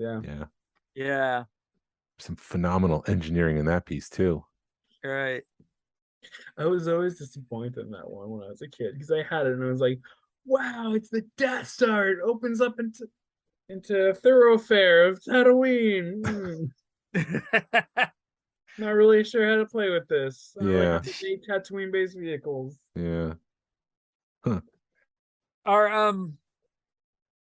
I'm trying to, Jason, you may have to help me word this right, but so we're noticing like when the line first came out, they were hard to find, and now that we're seeing them, especially like the higher end stuff, like the Falcon and the Razor Crest, we're starting to see them a lot sitting on shelves. Is that something that's concerning to you guys? No. It's the holidays. Yeah, what day is it? It's 11/3/2020, right. 2022. That's what happens. Yeah. Okay. They're increasing stock for the season. Our procurement and planning team has done a fantastic job about limiting overall production to make sure that we don't run over and that we can continue to ship new waves of product. So yeah, I'm not concerned.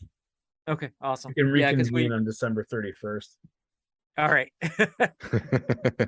We've just been talking and we're like, wow, but I never thought that, oh yeah, it's Christmas. So it's Christmas season. So ramp it up. Mariah Carey's here. It's time.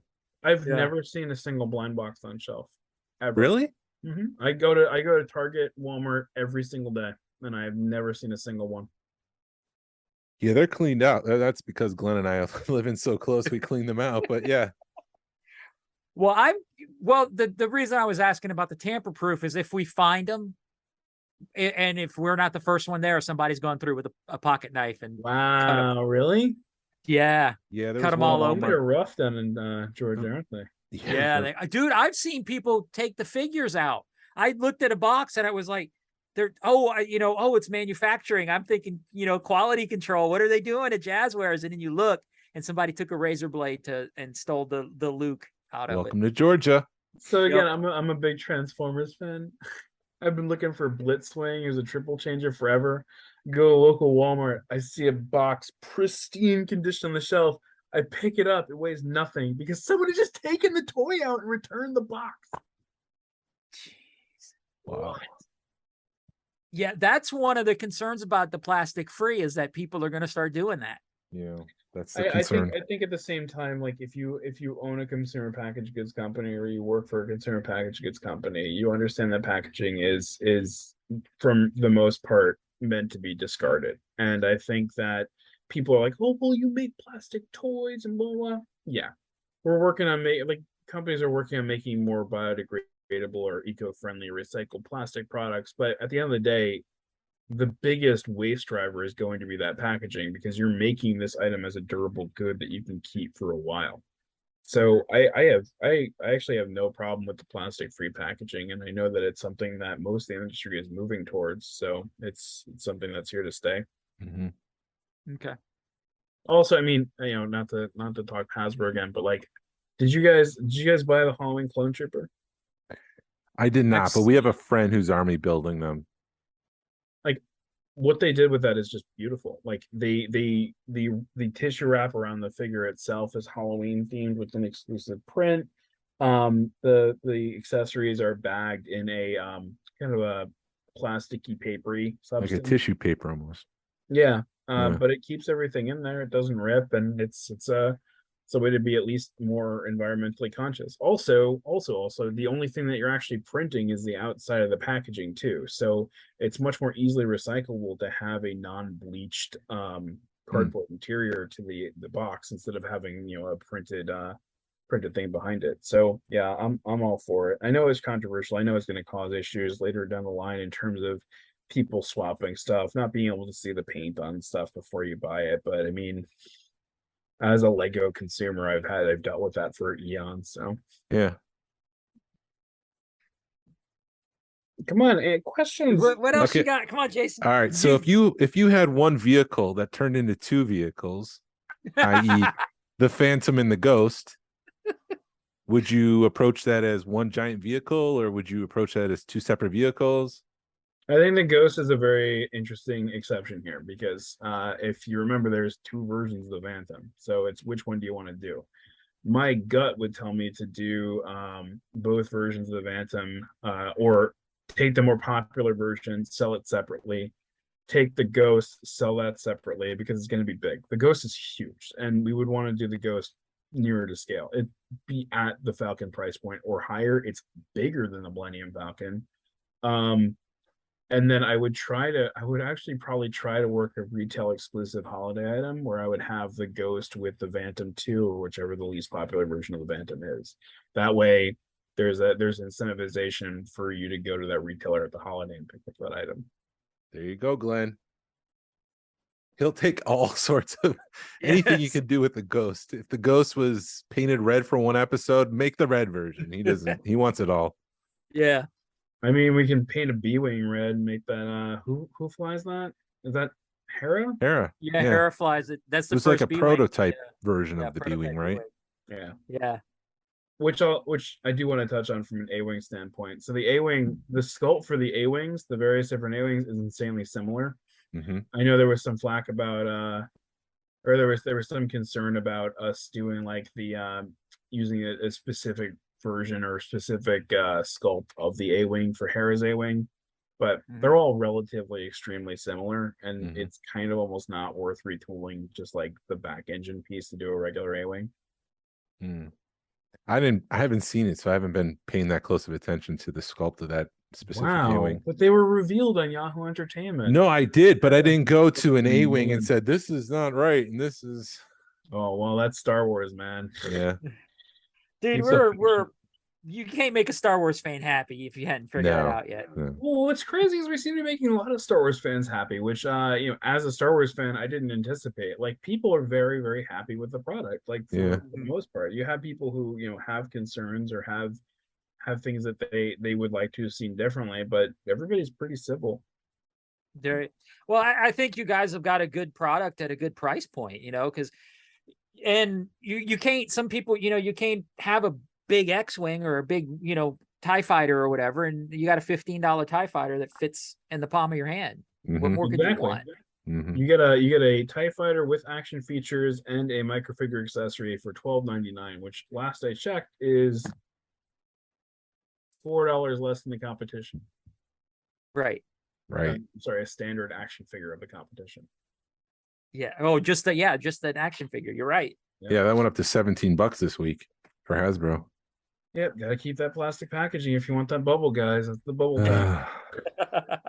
That's Jason's number one concern because he's a TVC guy, and he's like, please at least finish the line before you get rid of the plastic. I had every single TVC item ever produced, with the exception of the San Diego Comic-Con sets, and my parents sold them all Oh, when I was in Florida during COVID. did you know they were doing that, or they just went ahead and did it? They were like, we want to move soon. I'm like, cool, it's COVID. I'm not flying back to New Jersey right now. And they're like, cool. And I came back, and my mom was like, I found this really lovely young man. He's about your age, and he was so excited to see all these items. And he bought all of them. Ouch. That takes me back to my childhood. I had 2 Serapis from Clone Wars. I love that figure. Yeah. It is probably one of my favorite action figures I've ever owned. Is that Serapis, and it's gone. And have you looked at the prices of Serapis? The prices of Serapis are freaking insane right now. That hurts. That takes me back to my childhood when I got rid of all my stuff. I still have my Max Reboot band set, so it's not the end of the world. Did they at least get a good price, or was They it like? did. I Okay. was shocked that she got a good price. She didn't get a good price in Joe's, unfortunately, but she got a good price in Star Wars stuff. Good. Awesome. Yeah, I had the entire Jungle Strike thing from Pursuit of Cobra, which is like the Alien homage set, and yeah, she sold that for cheap. So we had somebody What's- else. So, go ahead. I'm sorry. What's your favorite ship? I mean, if you had to pick a ship out of the whole lot. It's coming spring 23 is all I can say. Okay. Okay. I'm a massive. My favorite piece of Star Wars media ever produced is the Tartakovsky Clone Wars series. Mhm. So anything from that has a very special place in my heart. Okay. And you'll be seeing more Clone Wars ships from that Awesome. specific piece of content. Nice. So Lucasfilm was letting you do that kind of stuff.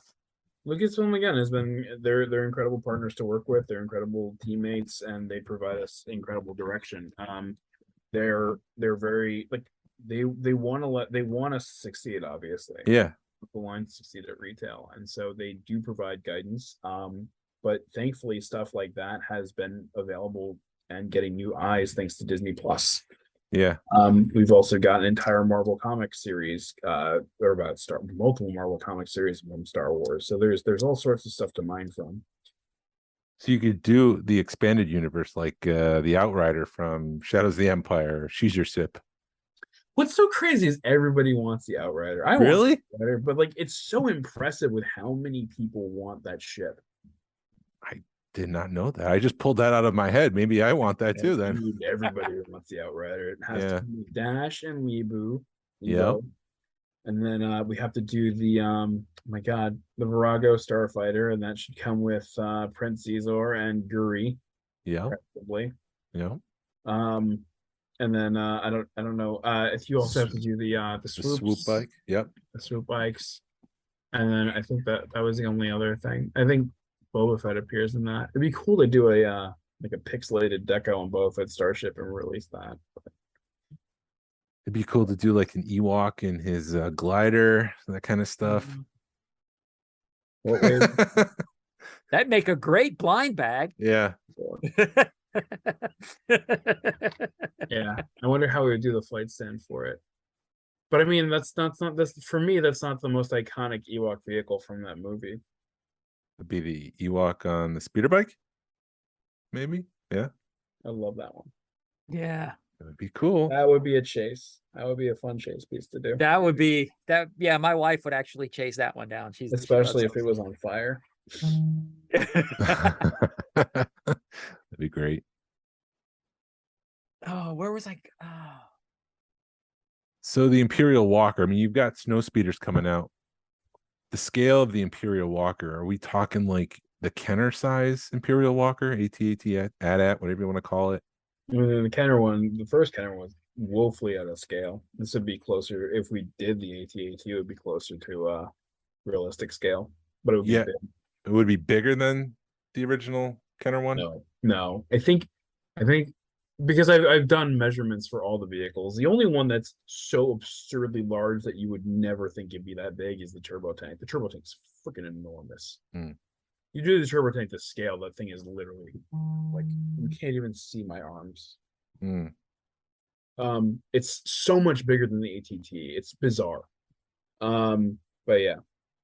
If we did an AT-AT, it would be like one of our big feature driver items, and we'd, do all kinds of cool stuff with it. Yeah. Yeah, we're trying to figure that That'd be out another ourselves. one my wife would want. Sorry, go ahead. Sorry. No, go ahead. No, that would be another one my wife would want because she's for some reason likes Ewoks and AT-ATs. Yeah, you're AT-ATs. If only you could combine the two together into an Ewok infested AT-AT. I'm sure somewhere on Endor they were doing that. We just never saw it in Return of the Jedi. 100%. They just took over the entire AT-AT. Yeah. After the Empire left, that's what they were doing. Taking Right. over the bunker. Having a party. Eating stormtroopers. Monster. Well, here's something. Why do the Ewoks have a dress that just happens to be Leia's size? Because they ate the other one that came by and they kept her dress.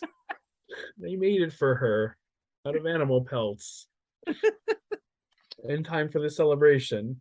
Yeah. My favorite Star Wars moment from Return of the Jedi Special Edition is the Mon Calamari officer, who I think is Admiral Akbar, just dancing by the fire with the Ewoks.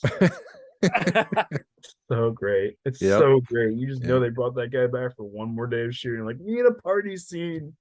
Dance with this Ewok. That's the direction they gave him.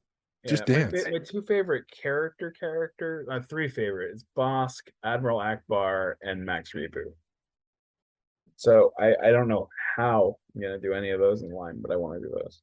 You gotta make the home one. Isn't that Akbar ship? Home one is enormous. Yeah. Enormous. Yeah. Bosk. He's got a ship in the expanded universe. Two. So he's actually got a starfighter that goes inside the ship. And the ship itself is massive. So we'd probably do a starfighter. IG-88's got an awesome ship, so I'd love to do that one. Zuckuss and Forlom have a ship that they go in, which isn't super huge, so we could potentially do that. And then I don't know what Dengar's ship looks like. I want to refresh myself here. Dengar. Yeah. I always love. Yeah, but it's huge. I don't know the punishing one. It's actually not that big. So like, let's say just add that to the list. That's an inch. It would be 3 inches, 3 to 4 inches long, and it would be about 5 inches wide. It's big. So so somebody asked this question yesterday for Halo, and they're like, do a Scorpion tank for Halo. And I'm like, yeah, well, we're working on it. We want to do a Scorpion tank later down the line. And they're like, well, just do it as a Comic-Con exclusive. And it's the amount, like the steel molds that you need to make these things. Mm-hmm. And that's why Hasbro reuses so many different pieces and issues so many repaints. They're insanely expensive. Especially when you get into larger and larger vehicles. And so you need to justify that with a production run that's going to help make up for your tooling expenses. Yep. And as much as I want the punishing one, as much as I love Dengar and his weird toilet paper armor, like I don't like that would probably be a Starship class size vehicle. So around the same size as Boba Fett Starship. And like, guys, like $30 for punishing one. How many units are we going to be able to push? Right. For? Yeah. That's too deep of a cut for a profit, I would assume. Yeah. So we would need to figure out a way to do it. Or again, if the line goes on for long enough, there's always a chance we could do it. If I can work into the Starfighter class and make it a bit smaller, much more likely to happen. So how deep? I can justify tooling for a rare chase vehicle like that. Yeah. How deep into planning are you right now? Series 7? Did I hear that somewhere? Series 7, yep. Okay. Wow. And I'm late. I'm getting Series 8 and 9 started for fall 24. Wow. So you're that far ahead. Yeah, you have to be. I mean, it takes so long to sculpt these things, get them improved. Tooling on a good day is 60 days on a line where Jazwares has spared no expense and is giving us precision tooling. We're talking about 120 days for tooling. full production runs take anything between 90 to 120 days, depending on the size of the overall thing. So that's like at the long end, that's 6 months just for tooling and manufacturing to begin with. And then you also have test shots where you get to see the actual like first shots of the vehicle off the line. Those hard copies you guys are talking about, like stuff like that. Like we see those in hand, we make sure that the functionality is right. Then we go to Paint Master, and then we get pre-production samples, and then we get production samples, and you can see how this timeline kind of like, yeah, it not to expands. mention the same team was working on X number of waves at once. Yeah. Okay. So as they're working on 3, they might be also be working on 4, 5, and 6. Yep, because they're all at different stages in development at that point. So they're working on product design sheets for wave 5 right now. No, they're done with wave 5. 6 and 7 right now, and then they're also working on tooling models for wave 4. So how many waves a year are you guys thinking of putting out? So for 2023, we're doing 3 waves per year, and then I recently decided, and I think this is, I don't know. Yeah, no, we got it started. So it's going to be 4 waves a year for 24. Wow. 2 in the spring, 2 in the fall. We're gonna have to make some room, Jason. Yeah. Oh my god. We're gonna need a bigger boat.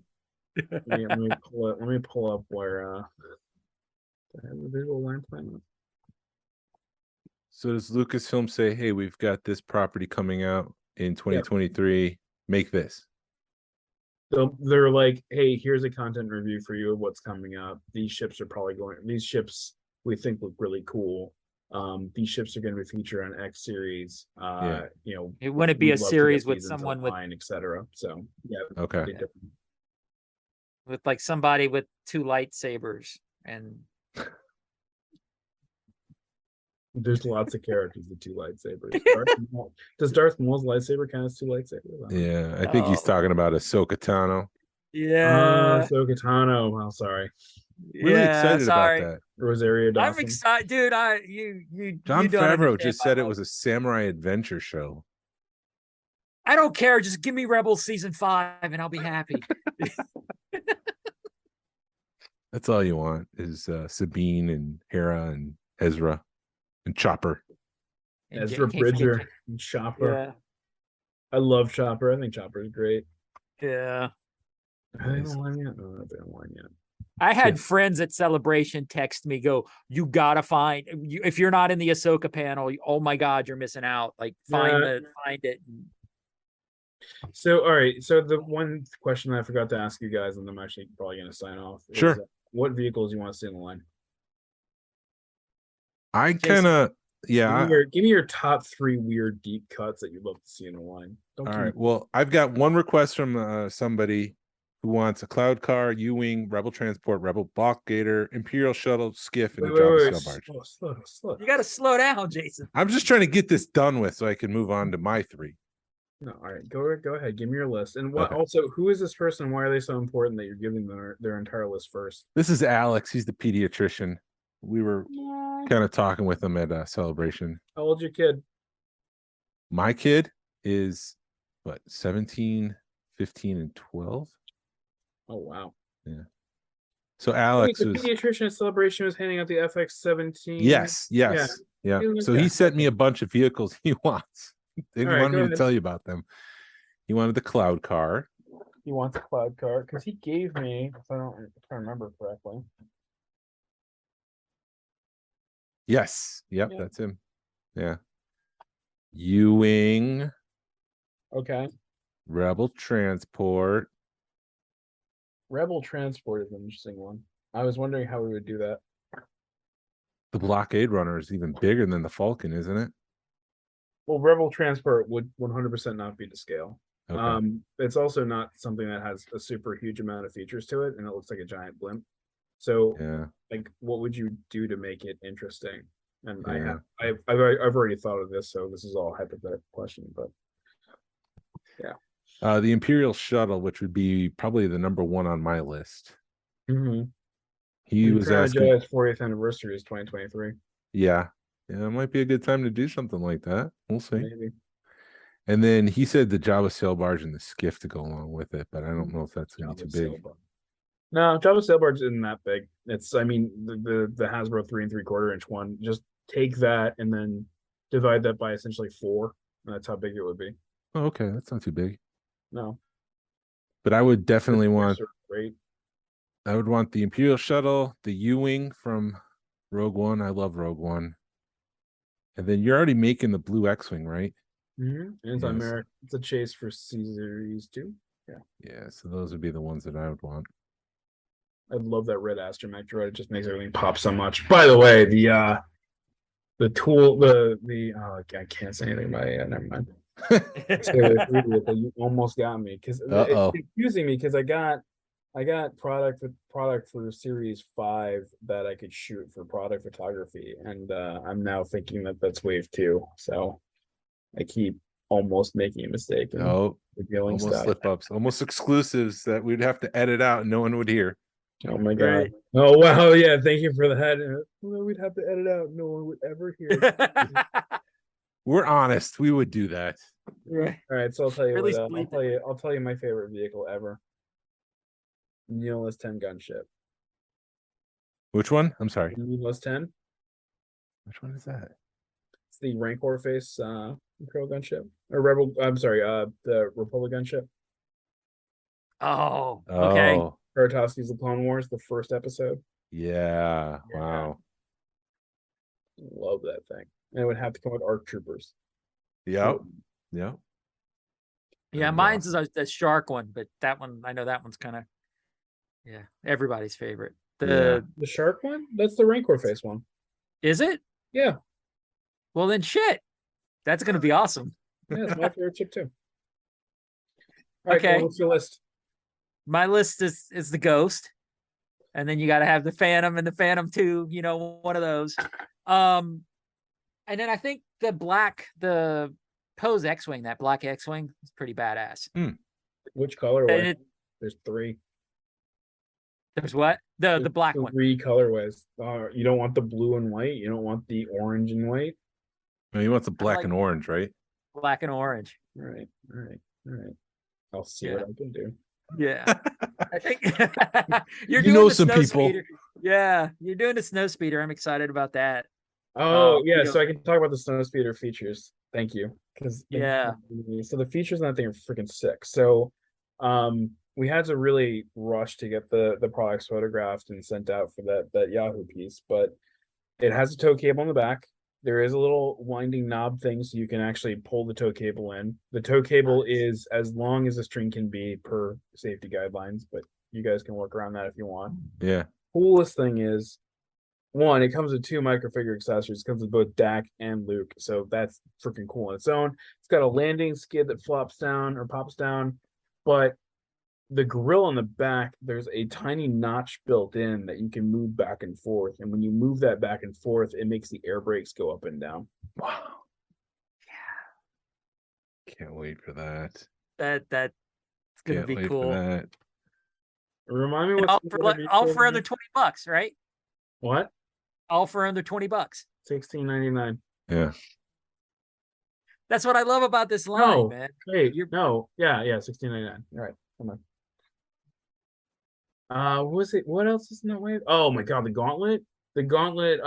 We got ratcheting wings that go in every single, you can have them facing up, down, and then it rotates with a ratchet too, so it can hit all the poses that you want it to, and it's got a landing skid. Looks awesome. Bo-Katan looks freaking great. That's awesome. Yeah. That's an awesome ship. That one's out of scale, but it's still beautiful. Yeah. That's great. All right. Any more questions? You got one more question? Well, I think me and Jason do owe you an apology. Real quick. Real quick. We were talking to you last day of celebration, and somebody came up and went, Dave Filoni's over there, and we just went, bye, and took off. I would have done the same thing. So yeah.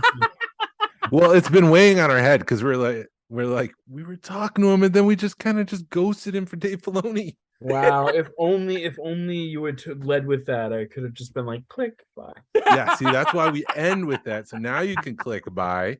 No. Well, we appreciate your time tonight.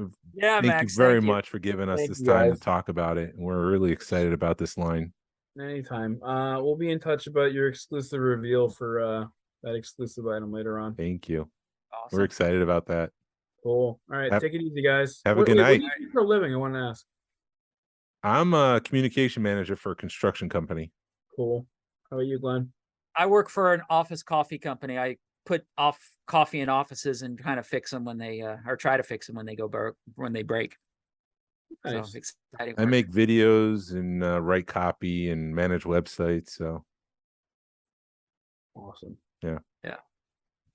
All right, guys. Well, you have a lovely evening. You as well. Yeah, Georgia. I really do want to visit Atlanta and go to that aquarium one day. Let us know when you're in town. We'll show you our collections. Oh my god, I can't wait to see your hard copy of the Imperial Guard transforming head playset. Yeah. The detail on the thing is pretty awesome. Cool. All right, take it easy, guys. Have a Yeah, good you night. too. Good night. Thanks, buddy. And Forrest be with you. Man, with you. That was awesome. Wow, that was incredible. We hit the big time.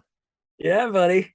All right. Should we wrap it up since this is an epic 2-hour episode? Yeah, man. Let's wrap it up. All right. We'll Thank talk you, more everyone. Andor next week. So, hey, Jason. What? Happy birthday. Oh, right. Happy birthday to you as well. Thank you for listening to the Smugglers Galaxy podcast. If you could, please leave a like and a 5-star review of the show anywhere you listen to podcasts. It really helps us out and points people to the show. Follow us on social media. You can find us on Facebook, Instagram, Twitter, and YouTube. Send us an email or message us. We'd love your feedback, and we'd love to make you part of the show. Our email address is smugglersgalaxy@gmail.com. Thank you to Alfonso Riviera for the Smugglers Galaxy logo. You can find him at Puerto Rico Star Wars on Facebook. Thank you to Levi Waterhouse for the music. Hasbro re-release VC66. Hashtag vote with your wallet. Pass on what you've learned. Be a positive force in the collecting community. This was an incredible episode. This is the way. This is the way.